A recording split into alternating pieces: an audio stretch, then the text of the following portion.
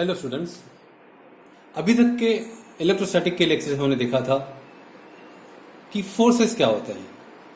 Forces that is electrostatic forces because of the charges. और जैसे कि मैं हर लेक्चर में बता रहा हूं कि इलेक्ट्रोस्टैटिक में हम पढ़ रहे हैं electrostatic forces, electrostatic field, electrostatic potential. आज जो पॉइंट हम डिस्कस करने वाले हैं वो फोर्स के आगे का जो टॉपिक है, जो कि फील्ड आती है, फील्ड के बारे में हम बात करेंगे। तो सब में पहले हम जानेंगे कि क्वांटाइजेशन ऑफ चार्जेस क्या होता है, और उसके बाद हम देखेंगे distribution of charges, electric charges क्या होता है। तो पहले what is mean by quantization of charges. Quantization का मतलब क्या है? क्वांटा मतलब क्या? क्वांटा मतलब एक बंडल ऑफ चार्जेस। सीधे सीधे बताऊं तो जब आप एक सरफेस को दूसरे सरफेस पे रद्द करते हो तो एक सरफेस से इलेक्ट्रॉन दूसरे सरफेस में जाते हैं। तो वो जो इलेक्ट्रॉन जाते हैं वो एक क्वांटा में जाते हैं। क्वांटा में जाते हैं मतलब क्या है कि एक इलेक्ट्रॉन जाएगा या दो इलेक्ट्रॉन जाएंगे या तीन जाएंगे या चार जाएंगे।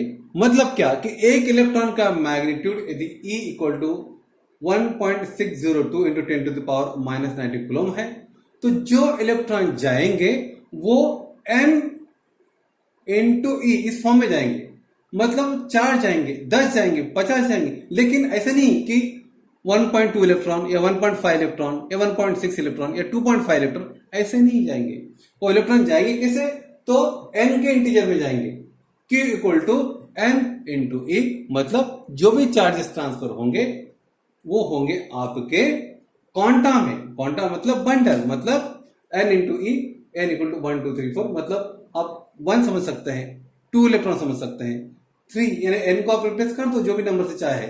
लेकिन ऐसा नहीं होगा कि 1.5 इलेक्ट्रॉन या 4.5 इलेक्ट्रॉन ऐसे नहीं जाएंगे, वो n के फॉर्म में जाएंगे, n के मल्टीपल में जाएंगे, दैट इज क्वांटा। तो इसी को ही कहते हैं हम क्वांटाइजेशन। इसे कहते हैं हम क्वांटाइजेशन, जिसमें चार्जेस आपके n इंटीजर के मल्टीपल में जाएंगे और वो आपके 1.5 या ऐसे ब्रेक होके नहीं जाएंगे। तो इसे कहते हैं क्वांटाइजेशन। या मैं और एक बात बता दूं कि कोई भी इलेक्ट्रिक फील्ड ये यूनिफॉर्म नहीं होती है या कंटिन्यूस नहीं होती है। मान लो ये आपका बोर्ड है, इसमें इलेक्ट्रिक फील्ड आपकी ऐसी यूनिफॉर्म नहीं होती है, वो क्वांटा में होती है। मतलब क्या होती है? उसमें जो चार्जेस होते हैं वो चार्जेस, मान लो यहाँ कुछ चार्जेस है, यहाँ कुछ चार्जेस है, और उसका जो मैग्नीट्यूड होता है उसके कारण आपको यहाँ पे इलेक्ट्रिसिटी दिखाई देगी। लेकिन हमारे एजम्पशन के लिए हम कंसिडर करते हैं कि यहाँ पे सारी इलेक्ट्रिसिटी है।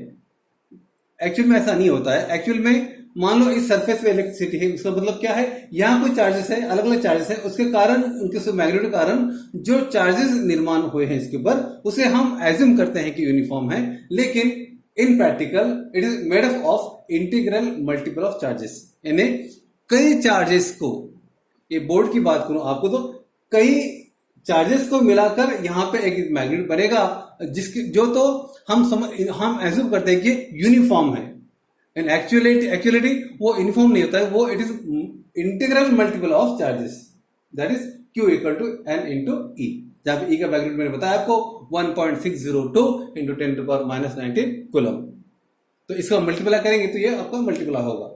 सो this is for the assumption. इसे हम कहते हैं क्वांटाइजेशन ऑफ चार्जेस।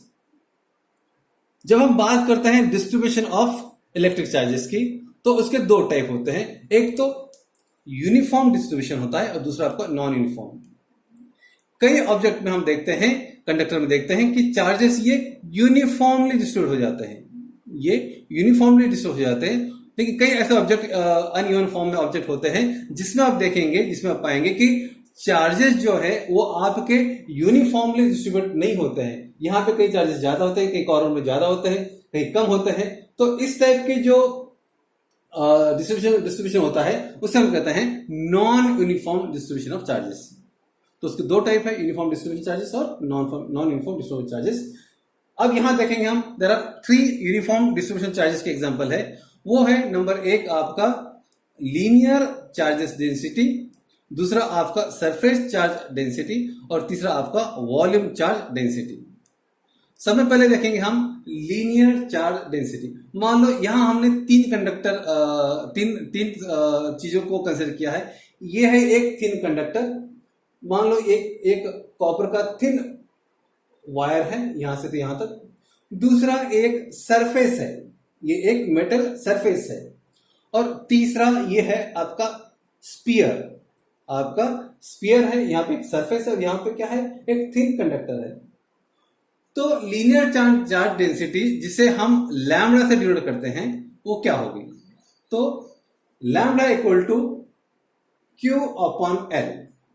क्यू क्या है, आपका चार्ज है और ये क्या है, एल। इसका मतलब चार्ज पर यूनिट लेंथ। तो इसका यूनिट क्या होगा आपका, कूलम पर मीटर। हम लेंथ को मीटर में लिए और चार्ज को हमने कूलम लिए, तो यूनिट क्या होगा इसका, लैम्बडा का यूनिट क्या होगा, कूलम पर मीटर। ये मान लो हम स्मॉल एलिमेंट कंसिडर करते हैं। मान लो ये कंडक्टर है, इसका हम कोई स्मॉल एलिमेंट कंसिडर करेंगे। तो हमें पता है कि हम क्या करते हैं कि स्मॉल एलिमेंट हो तो हम क्या करेंगे, उसे d q by d l लेंगे। डी क्यू क्यों लिया हमने, क्योंकि स्मॉल चार्जेस स्मॉल एलिमेंट में बैठा है, तो d q by d l. जब इसका हम डायमेंशन निकालेंगे तो डायमेंशन क्या आएगा, आपको पता है एम ये नीचे है तो आपका एल -1 होगा। एम की जरूरत नहीं, एम 0 हो गया। और T1 और I1 हम लेते हैं किसके लिए, ये चार्ज के लिए। तो ये T1 I1 तो ठीक है, L हमने माइनस लिया क्योंकि ये नीचे है। तो ये आपका डायमेंशन हो गया आपका लैम्बडा। लैम्बडा क्या है, लीनियर चार्ज डेंसिटी है। अब मान लो स्टूडेंट ये जो लेंथ है, ये लेंथ हमने कंसिडर किया कि एक सर्कुलर रिंग कंसिडर किया, एक थिन कंडक्टर की सर्कुलर रिंग कंसिडर किया। तो क्या होगा, थिन सर्कुलर रिंग हम जब कंसिडर करेंगे तो मान लो ये रिंग है, ये यहां पर मार्कर नहीं चल रहा है, हम दूसरा मार्कर करेंगे।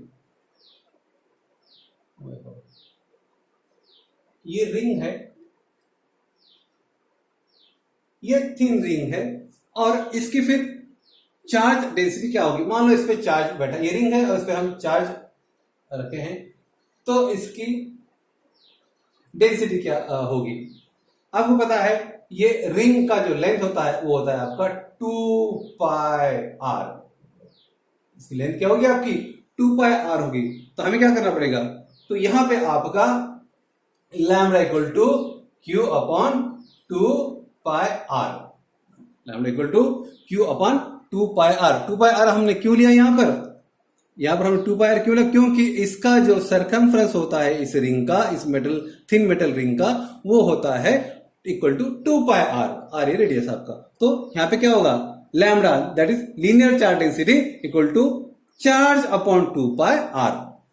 तो ये आपका यदि सर्कुलर रिंग होगी मेटल की तो उसका आपका चार्ज डेंसिटी जो होगी आपकी लैम्बडा ये इतनी होगी। अभी हम सेकंड केस देखते हैं। मान लो कि ये सरफेस चार्ज डेंसिटी है। सरफेस चार्ज डेंसिटी का मतलब क्या, ये तो थिन आपका कंडक्टर हुआ और ये क्या है, ये आपका सरफेस, मान लो ये सरफेस है और ये मेटल सरफेस है, और इस पे जब हम इलेक्ट्रिक चार्ज की डेंसिटी निकालेंगे तो वो कैसे निकालेंगे, तो उसका फॉर्मूला ये है कि sigma equal to, surface charge density है सिग्मा में दिखाते हैं, sigma equal to Q upon a. Q आपका चार्ज हो गया, ए आपका एरिया होगा। अब आपको पता है एरिया किसी चीज का निकालना हो, आप मान लो आपका इसका एरिया निकालते हो तो लेंथ इंटू ब्रेथ निकालेंगे। मान लो आपका ये सर्कुलर सरफेस होगा, ओके, तो उसका आपका एरिया मान लो आपका πr² होगा। तो यहां पे हम क्या करेंगे, इसका जो यूनिट होगा ये आपका कूलम पर मीटर स्क्वायर, क्योंकि एरिया को हम मीटर स्क्वायर में उसका यूनिट होता है। तो आपका sigma equal to Q upon A, यानी कि चार्ज अपॉन मीटर स्क्वायर, इसका आपका कूलम अपॉन मीटर स्क्वायर आपका इसका यूनिट होगा। और इसका जब डायमेंशन हम निकालेंगे, हमें पता है कि मीटर स्क्वायर के लिए हम L-2 लिखेंगे, M तो 0 है, T1 और I1 इसका डायमेंशन होगा। यहां पर मान लो आपका स्पेरिकल सरफेस है, स्पेरिकल स्फीयर है और उसका एरिया आपने कंसिडर किया। मान लो ये स्फीयर है और स्फीयर का आपने आउटर एरिया कंसिडर किया तो आपकी सरफेस चार्ज डेंसिटी क्या होगी? तो हमें पता है कि sigma equal to Q upon area of the spherical surface कितना होता है आपका? वो तो होता है 4 pi are square, 4 pi are square. ये आउटर एरिया की बात करें हम स्क्वायर की तो वो होगा 4 पाई आर स्क्वायर, तो आपका सिग्मा होगा q upon 4 pi are square. अब स्टूडेंट हम तीसरा जो पॉइंट देखेंगे वो है volume charge density. Volume charge density ये आपकी रो में दिखाती, किस चीज में? रो। ये रो का सिंबल है, don't get confuse between the sigma and rho. ये ऐसे होता है, ये नीचे। तो वॉल्यूम चार्ज डेंसिटी आप रो में दिखाते हैं, rho equal to Q upon volume. मैं बता दूं आपको, ये स्फीयर है, ये स्फीयर है, ये सरफेस है, एक मेटल का सरफेस है और ये थिन कंडक्टर है। तो ये जो स्फीयर है, स्फीयर की चार्ज डेंसिटी निकालते समय हम rho equal to Q upon V is the volume. इसका यूनिट क्या होगा? कूलम पर मीटर क्यूब, क्योंकि वॉल्यूम। ओके, और इसका डायमेंशन क्या होगा? डायमेंशन हमने L माइनस लिया, क्योंकि आपको पता है कि जो वॉल्यूम होता है, ओके, उसमें आपका L 3 टाइम आएगा, तो L minus 3 M0 T1 I1 ये आपका डायमेंशन होगा। इस केस में मान लो कि कोई स्मॉल एलिमेंट ऑफ चार्ज है, यहां पर एक स्मॉल एलिमेंट ले रहे हैं हम इस स्फीयर का, तो क्या लेंगे हम? Rho equal to D Q upon DV, D Q upon DV. तो इस केस में भी बताऊं आपको, ये जो सरफेस चार्ज डेंसिटी है, इसमें भी मान लो कि स्मॉल एलिमेंट हम कंसिडर करते हैं, तो यहाँ क्या मिलेगा? स्मॉल एलिमेंट हो तो हमको क्या मिलेगा? हम इसे लेंगे d Q upon D A, D Q upon D A for small element, for small element. Okay, तो स्टूडेंट ये हो गया आपका डिस्ट्रीब्यूशन ऑफ चार्जेस। मैं फिर से रिपीट कर दूं आपको, क्वांटाइजेशन ऑफ चार्जेस मतलब ये होता है कि जब भी कोई चार्ज एग्जिस्ट होता है वो क्वांटा में होता है या ट्रांसफर होता है क्वांटा में होता है। मान लो कि एक सरफेस से दूसरे सरफेस पे चार्ज ट्रांसफर हुआ है, तो वो चार्ज वो क्यू के फॉर्म में होगा, यानी कि एक इलेक्ट्रॉन या एन इंटू दूसरा एक इलेक्ट्रॉन, यानी कि एन इंटू ये मतलब क्या कि ये एन की जगह आप 1 लिख सकते हो, 2 लिख सकते हो, 10 लिख सकते हो, 10,000 लिख सकते हो, उसके मल्टीपल में ही चार्ज क्या होगा आपका एग्जिस्ट होगा या ट्रांसफर होगा। दूसरी बात, इलेक्ट्रिक फील्ड, ये भले ही हम कंसिडर करते हैं कि ये यूनिफॉर्म इलेक्ट्रिसिटी है, लेकिन वो यूनिफॉर्म नहीं होती है, वो होते आपके इंटीग्रल मल्टीपल ऑफ चार्जेस होती है। कई चार्जेस मिला के एक इलेक्ट्रिक फील्ड ये निर्माण होती है, लेकिन हम हमारे कैलकुलेशन से हम एज्यूम करते हैं कि वो कंटिन्यूस है। दूसरी बात हमने देखा कि डिस्ट्रीब्यूशन ऑफ चार्जेस दो फॉर्म में होते हैं, एक तो यूनिफॉर्म चार्जेस और दूसरा आपका non uniform charges. Uniform charges में आपको ये दिखाया कि सारे चार्जेस यूनिफॉर्म डिस्ट्रीब्यूट है। नॉन यूनिफॉर्म में क्या होता है, कई कंडक्टर में उसके इरेगुलर शेप के कारण चार्जेस आपके नॉन यूनिफॉर्मली डिस्ट्रीब्यूट हो जाते हैं। यहाँ देखेंगे आपके यहाँ चार्जेस ज्यादा है, यहाँ पर कम है, यहाँ फिर से ज्यादा है, तो ये आपका नॉन यूनिफॉर्म कैटेगरी है। यहाँ पे हम 3 एग्जांपल लेंगे यूनिफॉर्म के कि linear charge density, surface charge density और volume charge density. Linear charge density में हमने एक थिन कंडक्टर कंसिडर किया है, जिसमें आपका चार्ज पर यूनिट लेंथ क्या होता है? Lambda, lambda equal to Q upon l, q यानी कि coulomb, l equal to metre, यानी इसका यूनिट हो गया कूलम पर मीटर। और यदि इसका हम स्मॉल एलिमेंट कंसिडर करते हैं तो वो होगा D Q by D L. और in case of circular ring, एक थिन कंडक्टर की सर्कुलर रिंग होगी तो उसमें क्या होगा आपका लीनियर चार्ज डेंसिटी? वो होगी lambda equal to Q upon l. L क्या होगा? 2 पाई आर। ओके, यहाँ पे 2 पाई आर, क्योंकि आपको पता है कि एक सर्कुलर रिंग का जो लेंथ होता है वो 2 पाई आर होता है।